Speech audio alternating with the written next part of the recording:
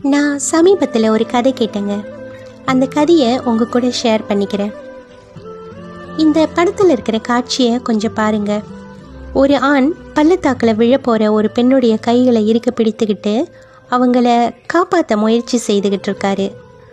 ஆனால் அந்த ஆணுக்கு தெரியாது, பாறை இடுக்கில் இருக்கிற ஒரு பாம்பு அந்த பெண்ணை கடிக்கிறதுக்கு காத்துக்கிட்டு இருக்குதுன்னு.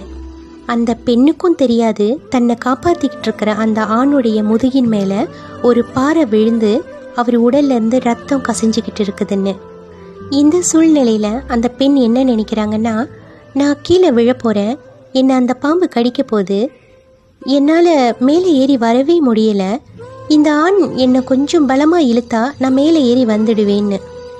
அந்த ஆண் என்ன நினைக்கிறாருன்னா, என்னால் வலி தாங்க முடியல, என்னால் முடிஞ்ச வரைக்கும் நான் முயற்சி செஞ்சு அவங்கள மேலே இழுக்க முயற்சி பண்ணுறேன், ஆனால் அந்த பெண்மணியும் கொஞ்சம் கூட முயற்சி செஞ்சு மேலே வர மாட்டேங்கிறாங்க அப்படின்னு. இந்த காட்சியில் அந்த 2 பேரையுமே நம்ம குற்றம் சொல்ல முடியாது இல்லையா?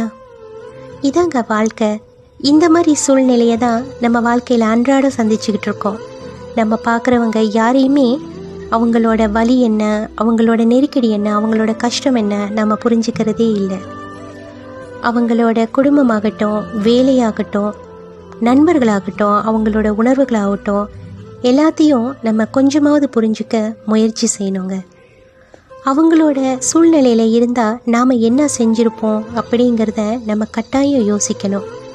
நாம் நினைக்கலாம், இவங்க ஏன் நமக்கு எந்த உதவியுமே செய்யலை, இவங்க ஏன் நம்மளை காப்பாற்றலை, இவங்க ஏன் நமக்கு எதுவுமே செய்யாமல் இருக்காங்க அப்படின்னு.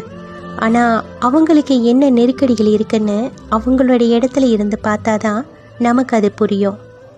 மற்றவங்களோட சூழ்நிலைகளையும் அவங்களோட கருத்துக்களையும் நாம் கட்டாயம் மதிக்கணும். நாம் பார்க்குற சராசரி மனிதர்கள் எல்லாருமே ஏதோ ஒரு பாரத்தோடும் சுமைகளோடும் தான் இருக்காங்க. அவங்கள புரிஞ்சுக்கிறதுனால மட்டும்தான் அவங்க கூட நம்ம நீண்ட தூரம் பிரயாணம் செய்ய முடியும். கண்டிப்பாக உங்கள் வாழ்க்கையில் எவ்வளோ பேர் உங்களை புரிஞ்சுக்கிட்டு கேட்காமலே உங்களுக்கு நிறைய உதவிகளை செஞ்சுருப்பாங்க. அந்த மாதிரி நீங்களும் மற்றவங்களுக்கு செய்ய முயற்சி செய்யணும். லாரி டிஷன்கிற ஒரு பெண்மணி ரொம்ப அழகாக விலைமதிக்க முடியாத ஒரு தத்துவத்தை சொல்லியிருக்காங்க. நாம் சில விஷயங்களை நிறுத்த முயற்சி செய்யணும். ஒரு விஷயத்தை முழுமையாக பெறதுக்கு முன்னாடி, ஒரு விஷயத்தில் நாம் கடுமையாக நடந்துக்கிறதுக்கு முன்னாடி, ஒரு விஷயத்தை நாம் குற்றமாக பேசுகிறதுக்கு முன்னாடி, ஒருவேளை நீங்கள் அவங்கள பற்றி தப்பாக நினச்சது தவறாக இருந்ததுன்னா அந்த சிறு குற்ற உணர்வுலேருந்து நீங்கள் தப்பிச்சுக்கலாம். மற்றவங்களுக்கு எப்போதும் நல்லது செய்ய முயற்சி செய்வோங்க.